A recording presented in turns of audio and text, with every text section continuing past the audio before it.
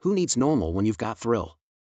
That's what I thought, buzzing with excitement as I packed my bag for the weekend. It was like I was in some steamy movie, sneaking off to meet Mark, my lover, leaving behind a life that felt like a worn-out sweater. The plan? A cabin, tucked away in the woods, where nobody would know us. But life's got a way of throwing curveballs. Before I could slip out, there was Jake, my husband, standing in the hallway, his eyes like searchlights. "I know something's up," he said, his voice steady but his hands trembling. "Don't do this." He might as well have been talking to the walls. I brushed past him, muttering some half-baked excuse. Couldn't he see? I needed more, something he stopped giving me years ago. Mark was waiting, that mischievous grin of his lighting up as I approached. We didn't waste time, hitting the road, the city fading in our rearview mirror. The cabin was like a postcard from an adventure magazine, all rustic charm and wild, unspoiled nature. Perfect for what we had in mind. But while we were playing house, Jake wasn't sitting idle. Turned out, he hired some private eye to tail me. Like a scene out of a noir film, except I was the one in the crosshairs. And there was someone else, a shadow, lurking just beyond the reach of the cabin lights. I noticed it first when I stepped outside for air. A flicker of movement, then nothing. I shrugged it off as forest critters, but Mark seemed on edge, glancing over his shoulder more than once. Should have paid more attention to that feeling, the one that makes your neck hairs stand up. But I was too caught up, too lost in a world where consequences felt like myths. Little did I know, our little escapade was turning into something much darker, a story with twists I never saw coming. "Look at this," I said, flipping my phone to Mark, showing him a weird text that popped up. "Probably a wrong number," I laughed, brushing off the chill running down my spine. It read, "You're playing with fire." I mean, what are the odds, right? Just a coincidence. Mark just shrugged, his mind elsewhere, but I could tell something was bugging him. He kept glancing out the window, his usual cool demeanor replaced with this edgy vibe. "Do you think we're safe here?" he asked out of the blue. I rolled my eyes. "It's a cabin in the woods, not a spy movie set," I joked, trying to lighten the mood. Then, my phone buzzed again. It was a call from Jen, my so-called best friend. The moment I answered, she was all like, "I need to talk to you about." But before she could finish, the call dropped. Weird, right? But things were about to get weirder. I tried calling her back, no answer. That's when Mark's face went white as a sheet. "What's wrong?" I asked. He just pointed to his phone. Notifications were flooding and our joint accounts were being frozen. One after another, just like that. My stomach dropped. Jake. He knew. And he was hitting where it hurt. In the middle of this financial Armageddon, Mark started pacing around, peering through the blinds like some paranoid detective. "Someone's watching us," he muttered. I wanted to say he was being ridiculous, but after the text, the call, and now this money mess, I wasn't so sure. That's when I noticed it. A tiny red light, almost invisible, nestled in the corner of the bookshelf. A camera. My heart stopped. We were being recorded. All this time. Every laugh. Every kiss. Every secret whispered between the sheets, someone had seen it all. The room felt like it was closing in on me. Mark's face was a picture of horror. "Who would do this?" he whispered. I wish I knew. But one thing was crystal clear: our secret getaway was turning into a nightmare, and there was no waking up from it. Panic hit me like a wave when our car wouldn't start. "This can't be happening," I muttered, trying the ignition again and again. Mark was fumbling under the hood, cursing under his breath. Our romantic getaway had turned into a horror show, and now, we were stuck. That's when he appeared. A man, out of nowhere, striding towards us. His eyes were locked on Mark, burning with a rage I'd never seen. "Long time no see, Mark," he said, his voice dripping with sarcasm. Mark's face went pale. "Rick?" he gasped. Rick, as it turned out, was Mark's former business partner. And boy, did he have a story to tell. Betrayal, stolen money, and a criminal past that Mark never mentioned. My heart was pounding, my mind racing. Who was this man I'd run away with? As Rick's story unfolded, it became clear. Mark wasn't just a lover in a boring marriage like me. He was a con artist, and Rick was his latest victim. I was standing there, caught in the crossfire of their twisted past. That's when things took a turn for the worse. Rick, fueled by vengeance, grabbed Mark. There was a struggle, a shout, and then he dragged Mark away into the woods. I was left there, alone, my mind a blur of fear and confusion. Meanwhile, Jake, my husband, had gotten wind of the danger. The pie he'd hired was feeding him live updates. I can only imagine his shock, realizing the mess I'd gotten myself into. He was on his way to the cabin, but I had no idea. All I knew was I was alone, my lover kidnapped, and my world crumbling around me. In the eerie silence of the cabin, with Mark gone and danger lurking, I was frozen. The man I'd risked everything for was a stranger, and now he was in the hands of an angry, vengeful man. I was out of my depth, in a nightmare with no clear way out. There I was, in the middle of nowhere, my phone as useless as a brick. No signal. Each attempt to call for help was met with dead silence, leaving me feeling more isolated than ever. Panic and desperation were setting in fast. Mark, regardless of his lies, was in danger, and somehow, I felt responsible. In a frantic search for anything useful, I stumbled upon a gun hidden beneath a loose floorboard in the cabin. I'd never handled a gun before, but there was no time to hesitate. I grabbed it, feeling its cold, ominous weight in my hands. It was time to take matters into my own hands. As I stepped outside, the eerie quiet of the woods surrounded me. Every sound, from the rustling leaves to my own footsteps, seemed amplified in the silence. I had no plan, no idea where Rick had taken Mark, but I had to try something. Meanwhile, Jake, my husband, arrived at the cabin. The sight that greeted him must have been a shock. Our car abandoned, the cabin door ajar, signs of a struggle everywhere. He knew something had gone terribly wrong. Little did he know, I was out there, armed and dangerously unprepared. I tracked them down, following the faintest of trails left behind. And there they were, in a small clearing. Rick had Mark on his knees, a gun pointed at his head. My heart was in my throat as I stepped into the clearing, the hidden gun in my hand trembling. "Let him go, Rick," I yelled, more bravely than I felt. The standoff was tense, each of us with our weapons drawn, a deadly triangle in the middle of the wilderness. Just then, Jake appeared, his expression a mix of anger, shock, and fear. He saw me, gun in hand, facing off with a stranger, his brother's life in the balance. The situation was spiraling out of control, and I could see the disbelief in his eyes. How had our lives come to this? The air was thick with tension, each of us waiting for someone else to make a move. It was a standoff that could end in tragedy, and I was right in the middle of it, my choices leading me to this unthinkable moment. In the tense silence of the standoff, Rick's voice cut through, sharp and bitter. "You know what your lover's been up to." He spat at me, his eyes wild. "Mark's a thief, a con man. He's been running a financial scam, and I was his mark." My world spun. Mark, a scam artist? It couldn't be. But Mark's silence said it all. His head hung low, the truth written all over him. I felt like a fool, a pawn in his game. The gun in my hand felt heavier, my heart pounding against my chest. "Is it true?" I asked, barely a whisper. Before Mark could answer, chaos erupted. Rick lunged forward, Mark moved, and in the panic, my fingers squeezed the trigger. The gunshot echoed through the woods. Mark fell, a look of disbelief on his face. I stood frozen, the smoking gun in my hand, my mind unable to process what I'd done. Jake rushed forward, tackling Rick to the ground. He was like a man possessed, fueled by rage and betrayal. In mere seconds, he had Rick pinned down, his own anguish mirrored in his fierce actions. As I dropped the gun, my legs gave way. Mark lay on the ground, blood seeping through his shirt. His eyes met mine, filled with a sad kind of love. "I did love you," he whispered, his voice fading. And then, he was gone. My lover, my mistake, my tragedy. The sound of sirens tore through the air, breaking the surreal bubble we were in. The police swarmed in, securing the scene, their questions rapid and relentless. Rick was handcuffed and led away, his revenge incomplete but devastating nonetheless. I sat there, numb and disoriented, as the officers pieced together the story. Jake stood a distance away, his expression unreadable. The man I had betrayed, the man who had come to save us, now a stranger filled with disappointment and hurt. In the middle of the chaos, the reality of what had happened hit me. I had pulled the trigger. My actions had consequences far beyond anything I could have imagined.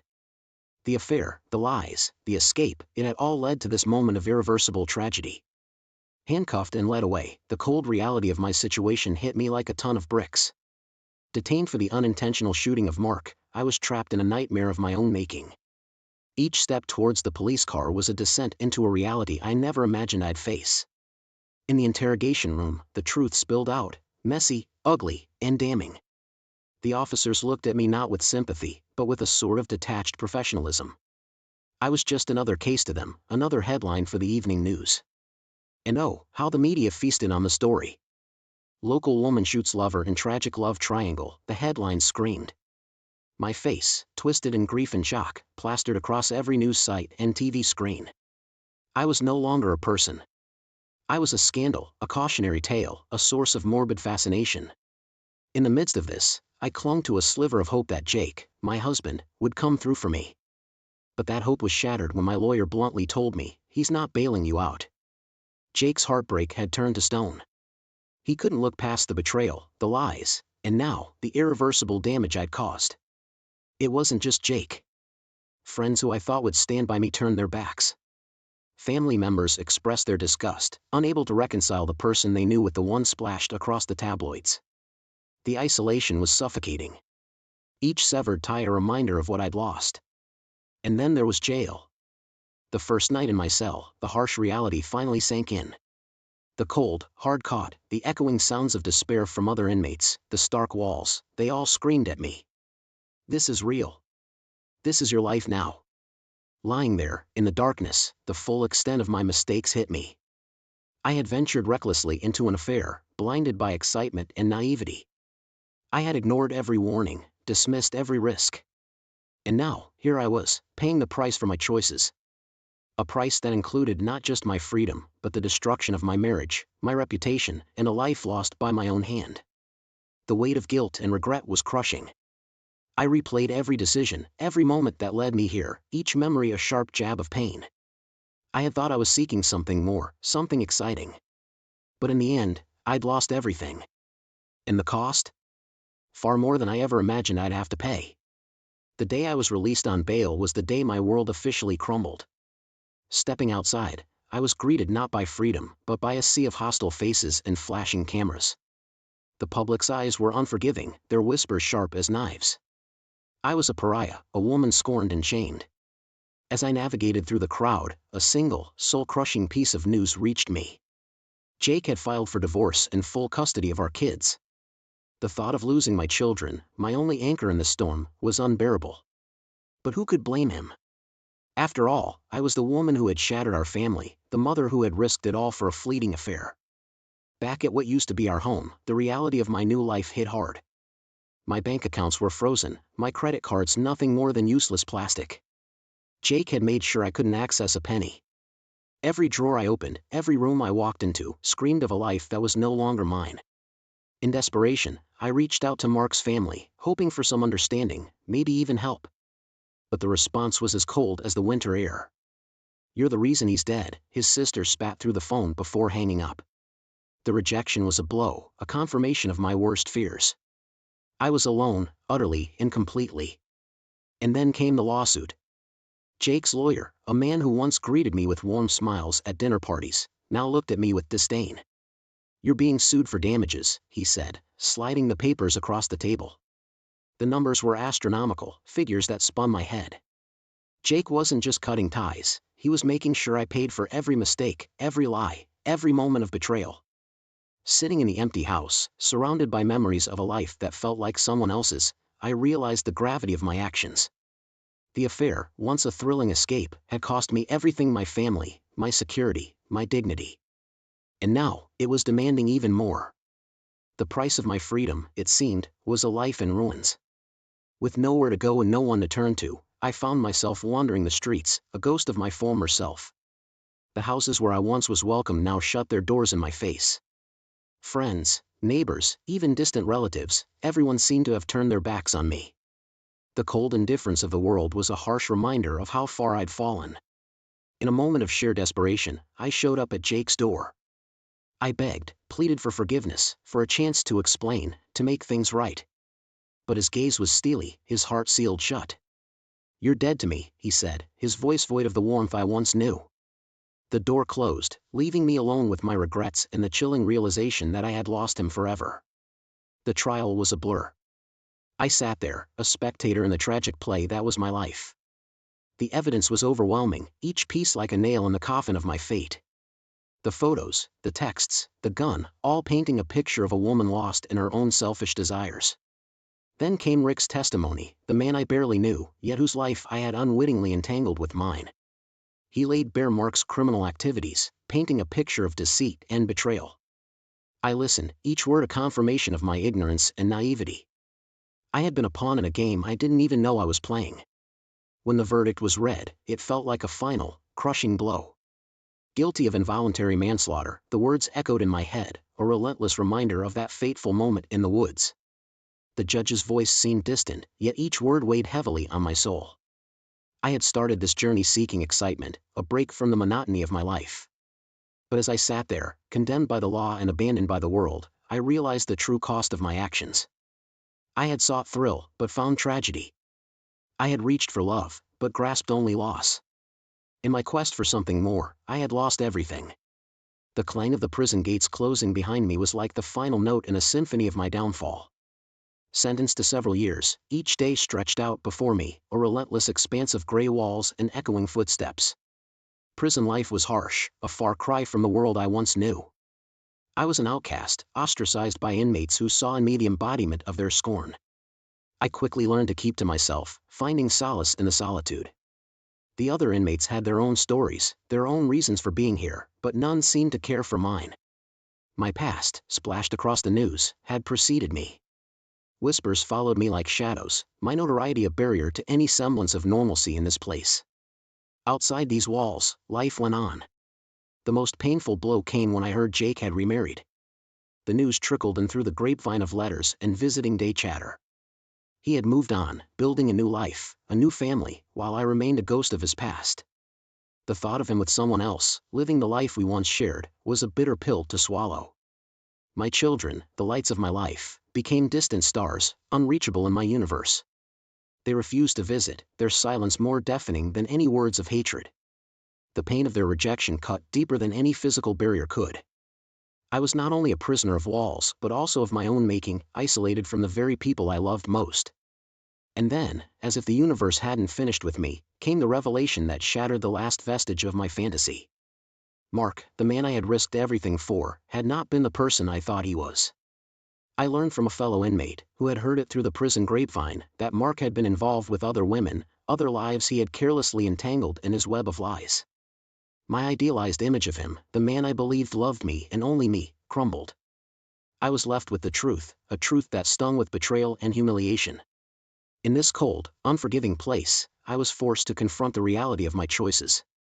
The walls around me were a constant reminder of the consequences of my actions.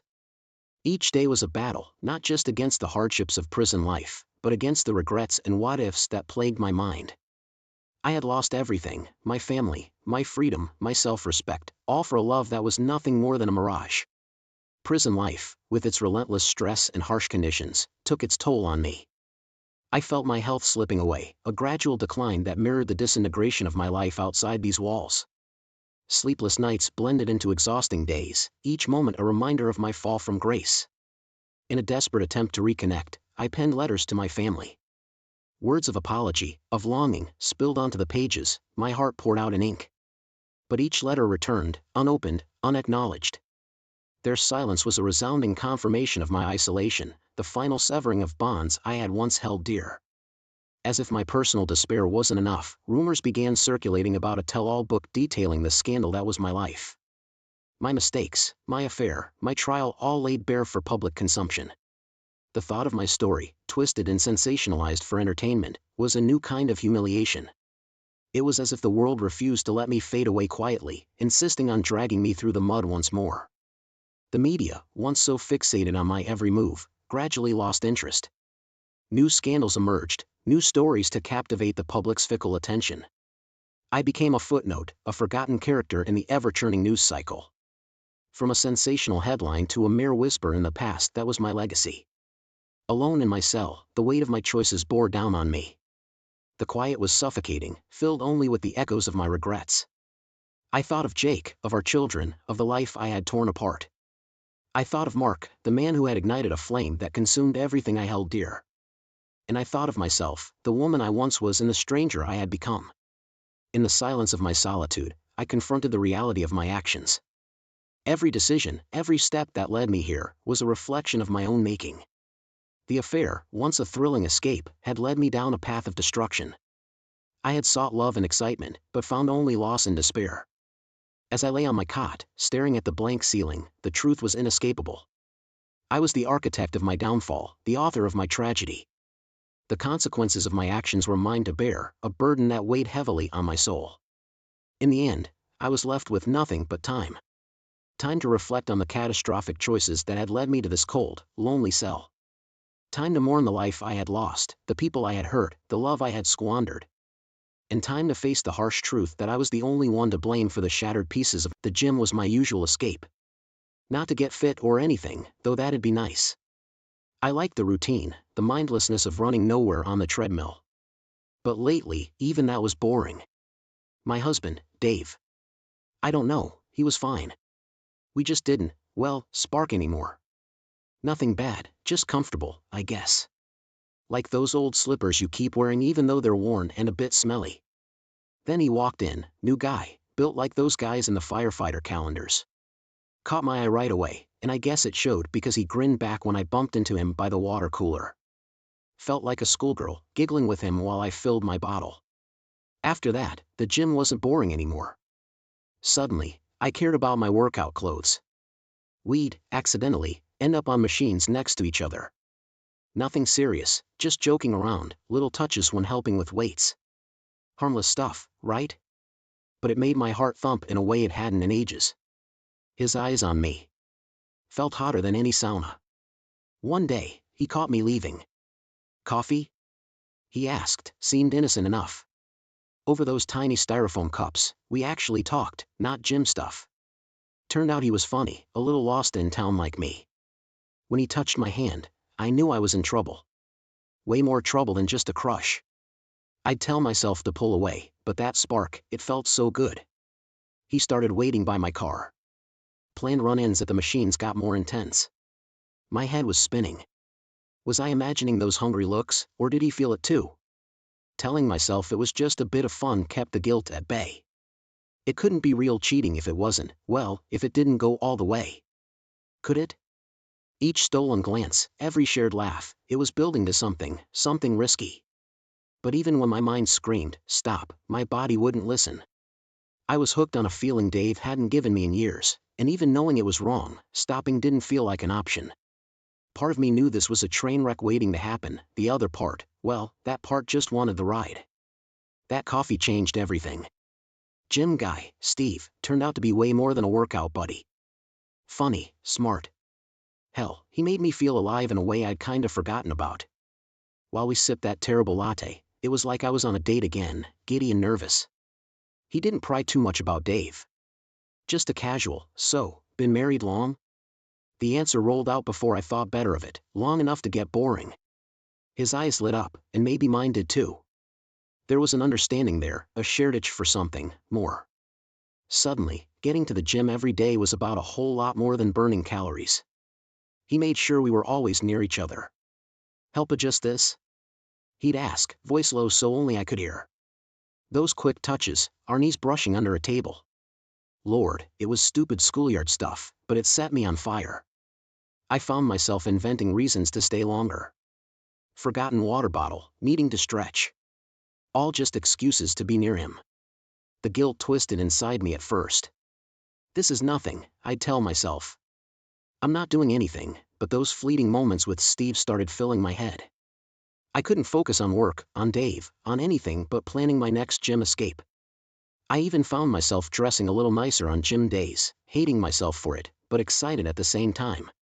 One night, after a particularly charged workout, Steve caught me at the door. Drinks? He offered, so casual, like it was barely even a question. That should have set alarms ringing. Instead, the thrill of it, the danger, made my yes tumble out way too quickly. Lying to Dave about a work thing felt way easier than I ever expected. It scared me a little, but if I'm being honest, that scared me kinda hot too. The wrongness of it all. It was turning into a drug. Those first drinks.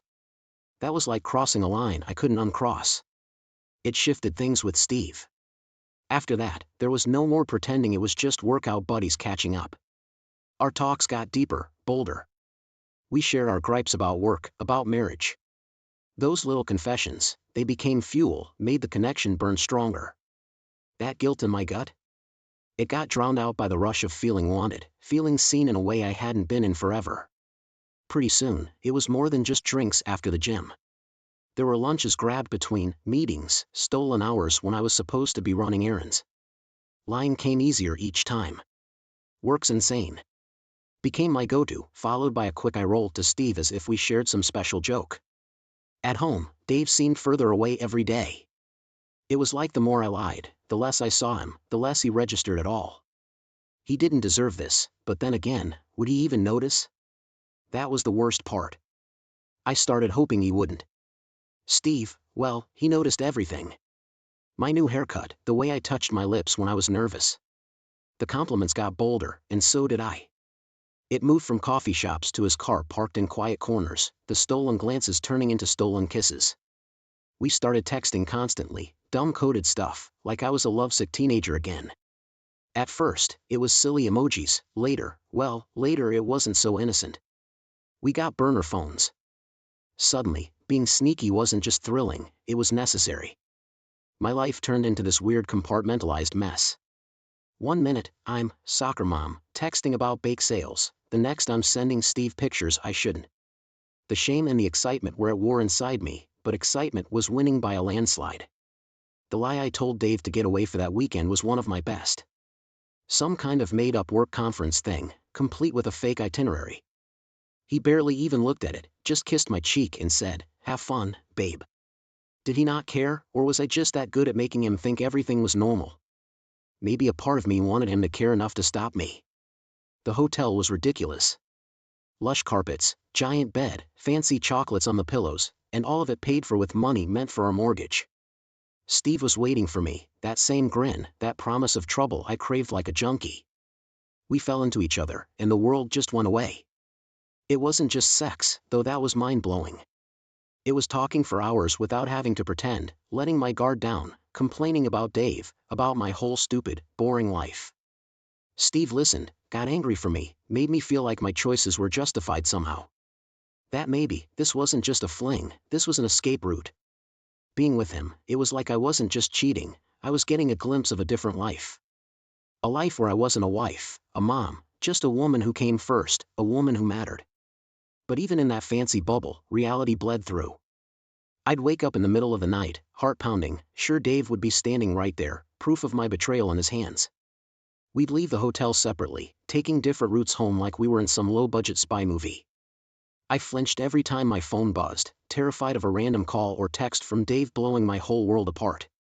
Guilt was a constant hum under the surface, but it was drowned out by the desperate need to keep the high going just a little bit longer. Coming back down to earth was brutal. The scent of Steve on my skin, his stupid hair gel on my pillow. Dave gave me a hug when I walked in, so normal, so damn oblivious. The lie tasted like acid in my mouth. I wanted to scream, to confess, to run away and disappear. But then what? Back to Dave, begging for forgiveness he maybe didn't deserve? To Steve, who had his own comfy life to go back to. I was trapped, and there was no escape. Not from my lies, not from my guilt, not from any of it. After that weekend, I wasn't the same person. Every time Dave glanced at me, my skin crawled with the certainty that he knew, that he was gonna blow everything wide open. I jumped at every text, my heart leaping into my throat. Was it him asking where that missing earring was? Or Steve with some stupid inside joke I couldn't delete fast enough? Work became impossible, I couldn't focus, kept imagining my boss finding out, firing me, the gossip. Oh God, the gossip. Everyone would know I was that woman, the cliché, the pathetic cheater. Sleeping was a nightmare, waking up in a cold sweat from dreams where everything came crashing down. Meanwhile, Steve was the opposite. He was energized, emboldened. One day, a stupid keychain with my name on it showed up in the mail, no address, nothing. Just a heart and his initial. I threw it in a trash can down the street, but the damage was done. The panic bubbled over. This wasn't just little flings anymore, he was getting cocky. "You have to choose," he said one night when I was venting about the stress. Just like that, no understanding of my fear, of what a choice like that even meant. "Choose what?" I snapped back, but we both knew what he was talking about. I couldn't pretend it was a fling anymore. Not while staring at that stupid heart keychain he was sure to ask about. And Dave. Dave was so present, so trusting. Each of their interactions felt like a time bomb ticking closer to detonation. That's when the fights with Steve started. Nothing big, just snipes at each other when we were alone. Him accusing me of being weak, me hissing about his recklessness. The magic we had. It was souring, turning ugly. I saw a different side of him, a selfish one that was only concerned about his stupid fantasy of us running away together. My fantasy had been blowing up this whole mess and walking away unscathed, not becoming the wife who tears her family apart. Steve didn't get that, or didn't care. And I, the woman who was always so damn careful, so good at hiding things, was starting to crack at the seams. That fight with Steve lingered. We stopped talking for a few days. It should have been a relief, but the silence was worse. When your whole life revolves around sneaking around, the quiet is unbearable. My own thoughts were a minefield. What the hell was I doing? Was I ready to become that woman who ruins her family for a fling? Desperation made me stupid. I started acting like that sitcom wife, cooking Dave's favorite meals, wearing the perfume he liked, even trying to get frisky with him. It was pathetic. Each touch felt slimy, and he was so clueless, actually happy. It made me sick. Meanwhile, messages started piling up on my burner phone. Steve, begging for forgiveness, promising to change, whatever. Back and forth, back and forth. My mind was a hamster wheel I couldn't get off. I missed the way Steve made me feel, the stupid escape of it all. But the image of myself destroying everything I'd built with Dave, it chased me everywhere. I wasn't sleeping, barely eating. I started snapping at my kid, making her cry over stupid stuff. At work, I messed up a presentation, got a talking to by my boss. I was unraveling, and everyone could see it.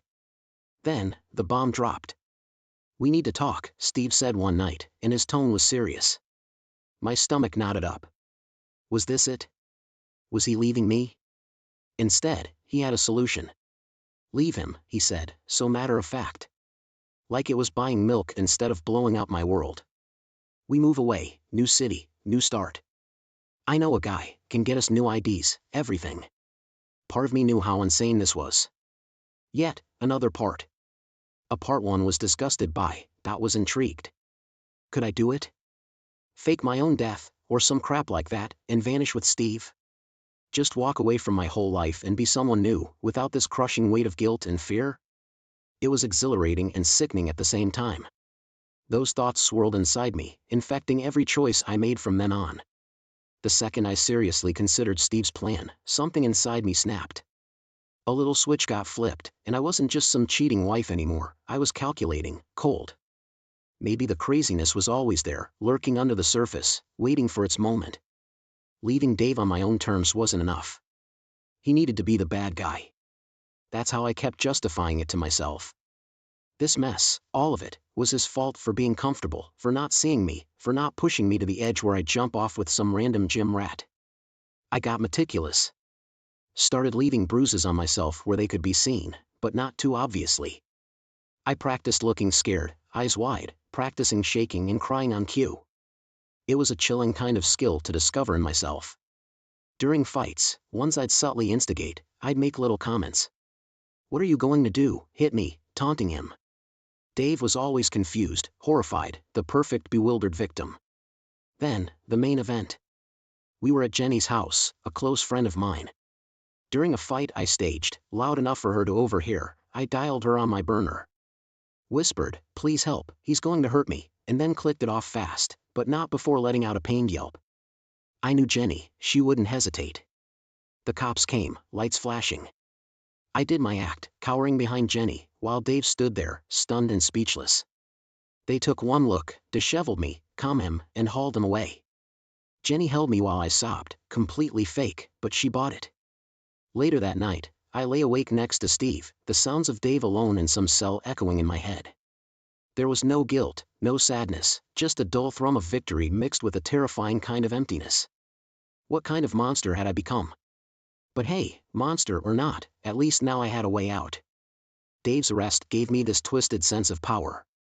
Gone was the scared, desperate woman, I was running the show now. Steve was my willing puppet. I moved out the next day, big dramatic show of packing a single suitcase as if I was escaping from my life. Jenny helped, shooting Dave disgusted looks that gave me a perverse thrill. I told Steve we could finally be together, no more sneaking. He showed up at the temporary place I was staying, this stupid grin on his face.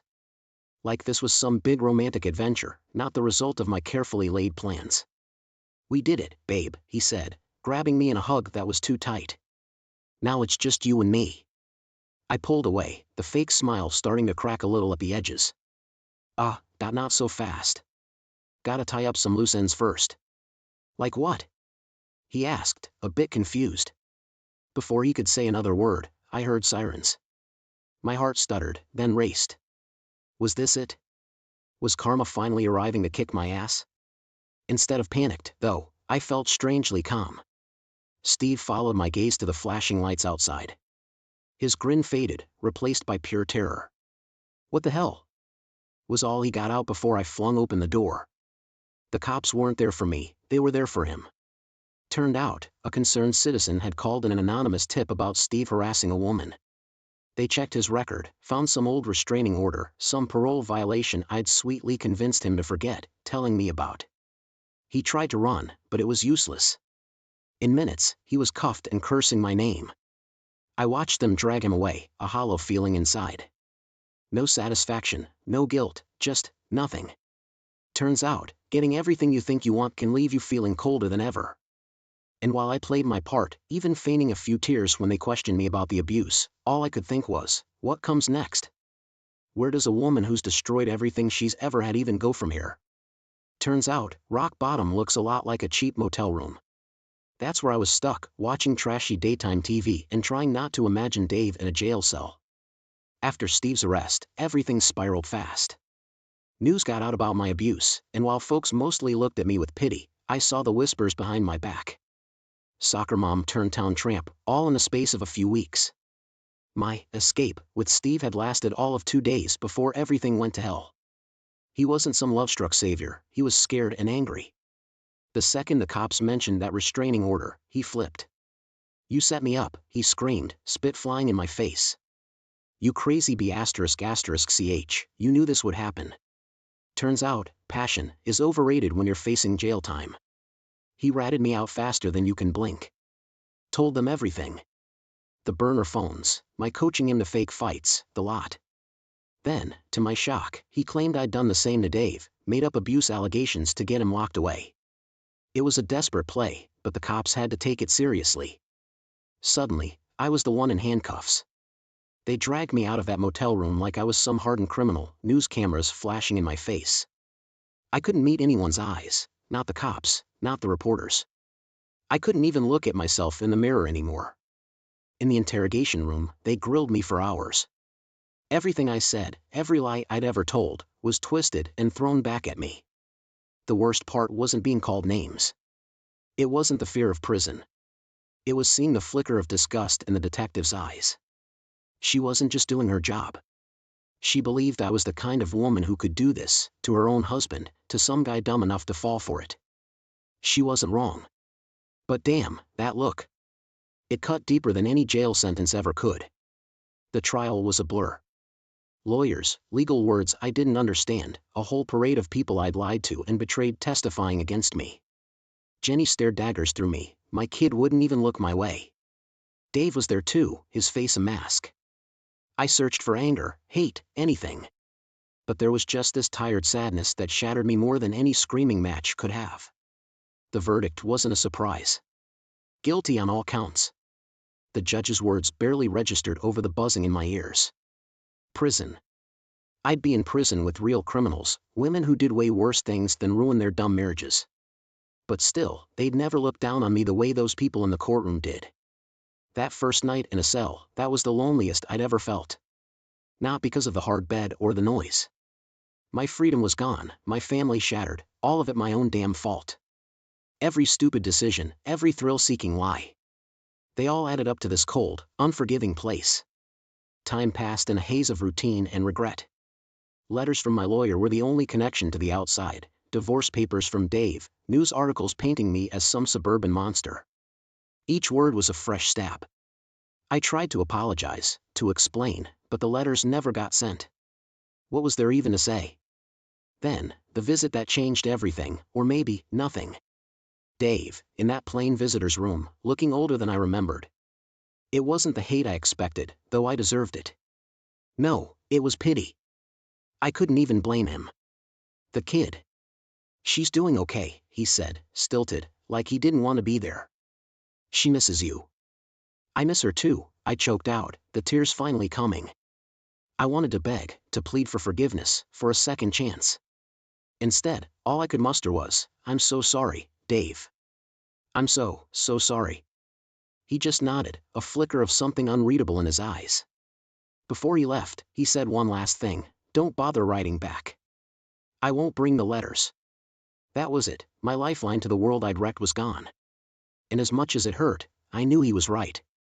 There were no more words, no more excuses I could offer. All that was left was for me to face the consequences, to live inside them. There we were, in what was supposed to be paradise, our luxurious anniversary getaway. But there I sat, alone in a corner of our plush hotel suite, staring out at the sprawling resort. The grandeur around me felt hollow, almost mocking, as Jack was glued to his phone, lost in an endless sea of business calls. It wasn't how I'd pictured our special weekend. It was supposed to be about us, about our love. But there I was, feeling like a ghost in my own marriage. I wandered down to the hotel bar that evening, seeking a refuge from the loneliness of my room. The bar was lively, a stark contrast to the silence I'd left behind. That's when I saw him, a charming stranger with a magnetic smile. He noticed my solitude, my forlorn glances, and struck up a conversation. It was innocent at first, casual chit-chat, but his attention was intoxicating. I hadn't felt seen or heard in so long, and here was someone who seemed genuinely interested in what I had to say. The night took a spontaneous turn. We talked, laughed, and before I knew it, we were exploring the night together. The city's lights blurred into a kaleidoscope of colors as we wandered from one spot to another, losing track of time and the reality of my life. It was a thrill, a much-needed escape, but deep down I knew I was treading dangerous waters. I didn't expect Jack to return early, but he did. He walked in on a scene that was innocent yet compromising. The look on his face, a mix of hurt, betrayal, and anger, is etched in my memory. I tried to explain, to tell him it was nothing more than a fleeting escape from loneliness, but words failed me. He didn't say a word. His silence was deafening. Packing his bags in a hurried frenzy, he left the room and within hours, he was on a flight back home, leaving me stranded in what now felt like a gilded cage. There I was, alone again, but this time the loneliness was suffocating. I called him repeatedly, leaving voicemails that oscillated between apologies and pleas for understanding, but it was to no avail. Jack was gone, and with him, the life I knew. The sun rose on a new day, but the warmth couldn't reach the cold dread that had settled in my heart. I was alone, truly alone, in a paradise that had turned into a purgatory of my own making. As I sat there, contemplating the ruins of my marriage, I realized that in one impulsive night, I had shattered the very thing I had yearned for. Love, attention, companionship. It was a bitter pill to swallow, a lesson learned in the hardest way possible. In this chapter of my life, I had played the part of my own antagonist, making choices that would haunt me far beyond this ill-fated anniversary trip. The consequences of that night were just beginning to unfold, and I was woefully unprepared for the storm that was about to hit. I never thought it would come to this. When I left the resort that morning, my mind was a whirlwind of betrayal and hurt. But as the plane soared above the clouds, a cold, hard reality set in. There she was, my wife, stranded in paradise without a dime to her name. My heart wanted to turn back, but my head pushed forward, fueled by anger and a sense of betrayal. From thousands of miles away, I heard the rumors trickle in. She wasn't alone for long. Some guy, a high roller, a gambler, had swooped in. They say he's the type who lives on the edge, playing with money like it's just a game. It made my blood boil. I pictured them, her and this stranger, heading to the city known for its dazzling casinos and reckless nightlife. My wife, who once frowned upon my small poker nights with friends, was now in the clutches of the gambling world. Each call from her was a mix of desperation and defiance. She spoke of the thrill, the rush of the game, the lights, the sounds, the people. It was like she was describing a dream, but to me, it was a nightmare. I couldn't understand. This wasn't the woman I married, the woman who valued security and stability. This was someone else, someone blinded by the false glitter of a gambler's paradise. The decision to file for divorce wasn't easy. It felt like signing away years of love, memories, and dreams. But with each passing day, the woman I loved seemed to drift further away into a world I couldn't reach. I had to protect myself, my assets, our future, what was left of it. Freezing our joint accounts was a tough call, but I saw it as a wake-up call for her, a hope that it might bring her back to reality. Sitting in my quiet, orderly home, the contrast to her new chaotic world couldn't be starker. I wondered how things spiraled so out of control. Was it my neglect, my constant work calls, or was it something deeper, a crack in our foundation that we failed to see? Each day brought new updates, her increasing debts, her immersion in the gambling lifestyle. The woman I thought I knew was now a stranger, lost in a world where every roll of the dice could mean fortune or ruin. I grappled with a mix of emotions, anger, guilt, sorrow, but beneath it all was a lingering love, a hope that somehow she would find her way back from the brink. This chapter in our lives was closing, one painful page at a time. The divorce papers, a stark reminder of our shattered vows, lay heavy on the table. It was a gamble that neither of us expected, a bet where we both lost more than we could ever have imagined. I still remember the day I sent those legal notices. Part of me hoped they'd jolt her back to reality, pull her away from that reckless world she'd plunged into, but it was like shouting into the void. She was too far gone, caught up in the whirlwind of her new life with that gambler. It wasn't long before the consequences of her actions started to catch up with her. Word got around that her new beau wasn't just a high roller but was neck-deep in debts. I heard they were on the run, chased by the kind of people you don't want to owe money to. It was a world away from the life we had built together, a life that now seemed like a distant memory. Their flight from one city to another was like something out of a bad movie. I could picture it, the dodgy motels, the constant looking over the shoulder, the fear and uncertainty. And amidst all this chaos, she received the news about her mother's illness. It was a cruel twist of fate. Her mom, the woman who had always been her anchor, was now battling for her life, and she couldn't even afford to visit her. What pained me the most was hearing about the turn her relationship with the stranger took. The charm and excitement that had drawn her and had morphed into something dark and abusive. It was a toxic mix of fear, control, and desperation. I couldn't fathom how the woman I loved, who always stood up for herself, was now trapped in such a dangerous liaison. The worst part? She tried to leave him, but this guy, he was cunning, holding her past mistakes over her head like a sword, blackmailing her with the evidence of that night, that mistake that had torn our lives apart. It was manipulation at its ugliest. Sitting alone in our once shared home, I felt a mix of anger, frustration, and helplessness. The woman I had vowed to protect was now a shadow, lost in a world of danger and deceit. I wanted to reach out, to pull her from the mess she'd gotten into, but I knew my efforts would be in vain. She had chosen a path that led her away from me and into a nightmare of her own making. This chapter of our lives was one of despair and desperation. The bright, ambitious woman I had married was now running from the consequences of her gambles, both at the tables and in life. And I, once her partner and confidant, could do nothing but watch as her world spiraled out of control. I never imagined it would come to this. When she reached out to our old friends, seeking a lifeline, a bit of sympathy, maybe a place to crash, they all turned her away. I guess they couldn't wrap their heads around her choices, just like I couldn't. The same people who toasted to our happiness on our wedding day now closed their doors on her in her hour of need. Then came the news that knocked the wind out of me. She was pregnant. The thought of her out there with that guy bringing a child into their chaotic world, it was too much to bear. But in a twisted turn of fate, the guy she'd thrown everything away for, gambled away their last bit of money, every penny. It was like watching a train wreck in slow motion, knowing there was nothing I could do to stop it. The bottom fell out from their world quickly after that. Evicted from the dingy apartment they'd been calling home, they found themselves with nowhere to go. The streets became their refuge, a stark contrast to the life she once knew. I heard about it through the grapevine, the whispers of mutual acquaintances, each detail a stab to my heart. But the cruelest blow was yet to come. Amidst the hardship, the stress, the unforgiving reality of life on the streets, she lost the baby, a miscarriage. I can't begin to imagine the pain, the loss she must have felt. It was a tragedy, a painful reminder of how far she had fallen from the life we had shared. Sitting alone in our once happy home, I couldn't help but feel a wave of guilt wash over me. Had I been too harsh? Should I have reached out, offered support, despite everything? The weight of these questions hung heavy in my heart. Our once shared dreams, the plans for a future together, now lay shattered, lost in a spiral of bad choices and worse consequences. This chapter of our lives was marked by loss and heartache, a stark reminder of how quickly life can unravel when we lose sight of what truly matters. The woman I had loved, who had been my partner, my confidant, was now a stranger fighting battles she never imagined, facing a reality she was ill-prepared for. And I, once her protector and ally, could do nothing but mourn the life we could have had, a life lost to the cruel twists of fate. Hey everyone, I hope you're enjoying the video so far. If you do, please take a moment to hit that like button. It really helps me out and lets me know you appreciate the content. Also, if you haven't already, consider subscribing to the channel. Subscribing is a great way to stay updated with all the latest videos and to be part of our growing community.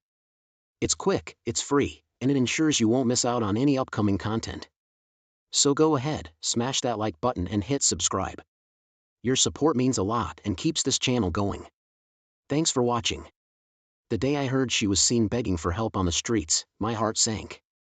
A former colleague of ours had spotted her, but instead of lending a hand, he walked away, still feeling the sting of her betrayal. It was a hard pill to swallow, knowing how far she'd fallen and that those who once respected her now turned their backs. Things spiraled even further out of control when that gambler she was with started dabbling in illegal activities. Desperation drives people to dark places and he dragged her down with him. It was a world of quick cash and quicker consequences, a far cry from the life we had lived together. Then came the news that stopped me dead in my tracks. She was implicated in a crime. It wasn't clear what her role was, but being associated with that guy, she was guilty by association in the eyes of the law. I couldn't believe it. The woman I married, now a fugitive, running from the law and the relentless debt collectors that were on their tail. But the most devastating blow was yet to come. Amidst this chaos, she received the news that her mother had passed away. She was completely unaware, caught up in her own turmoil. The thought of her dealing with this heartache, alone and in such dire circumstances, was too much to bear. Then the inevitable happened.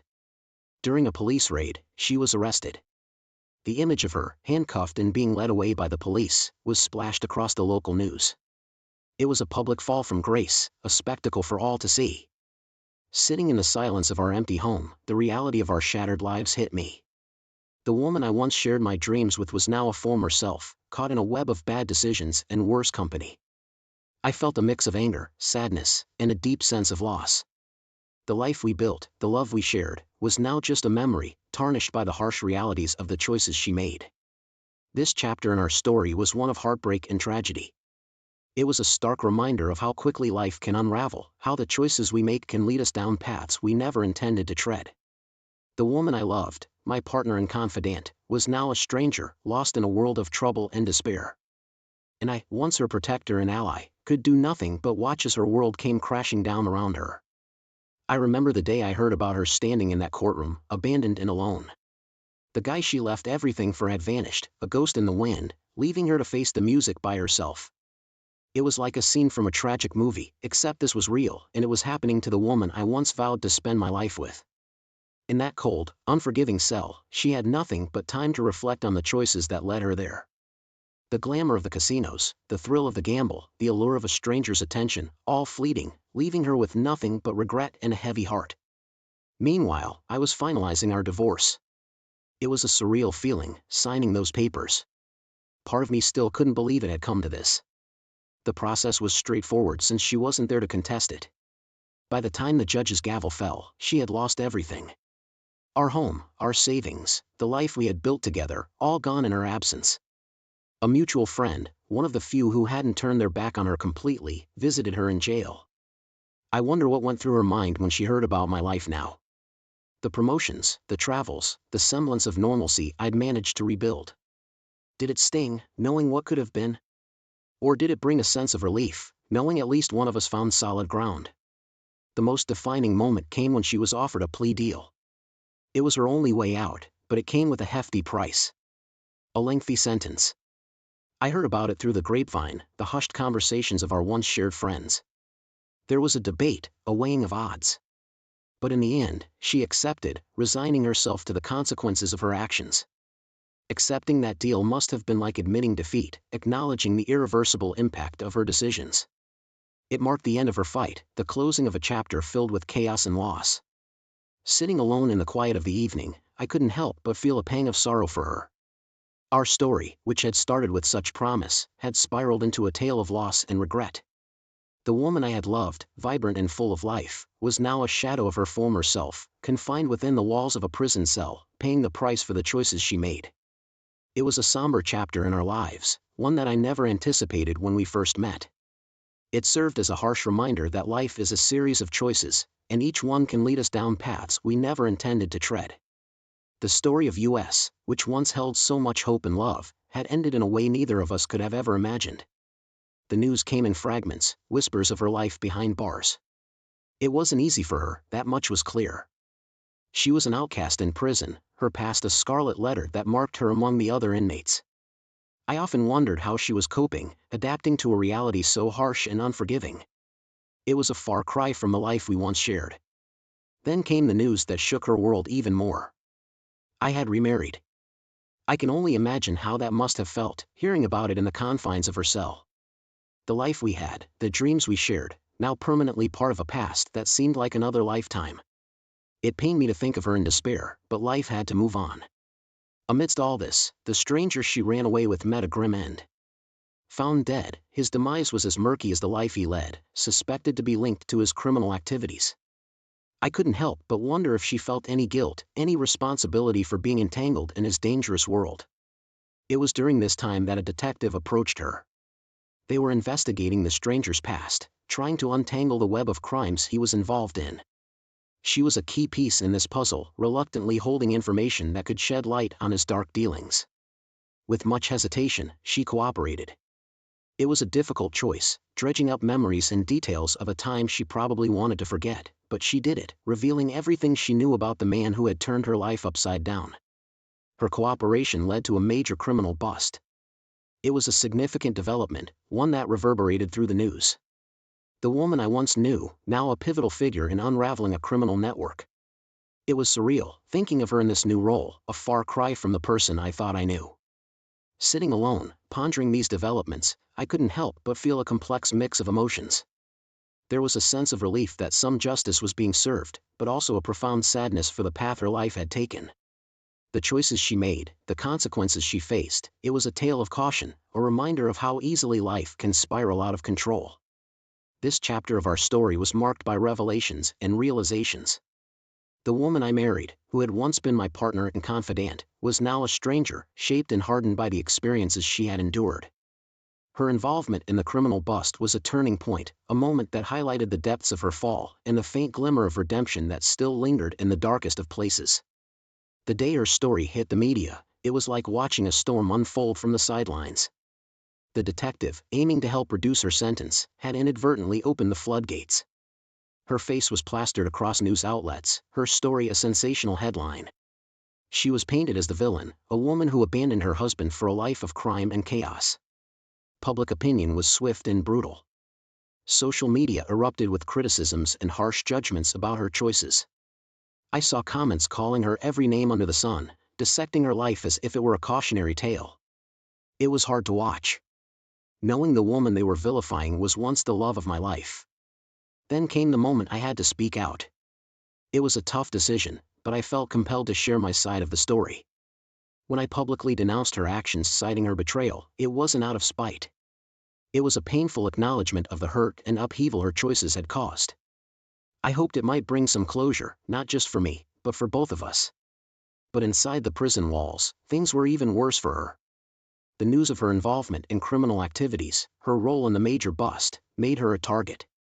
She faced threats and hostility from other inmates, her notoriety a curse in an already hostile environment. I heard about these incidents through the grapevine, each report a blow to my conscience. Sitting alone, reflecting on these events, I couldn't help but feel a deep sense of sadness. Our lives had taken such drastically different paths since that fateful night at the resort. Her decisions, which had seemed so inconsequential at the time, had spiraled into a life-altering saga that played out for this chapter in our story was one of stark contrasts. There she was, struggling to survive in the harsh reality of prison, while her tale was dissected and judged by the outside world. And here I was, a spectator to the fallout, trying to reconcile the woman I knew with the figure being portrayed in the media.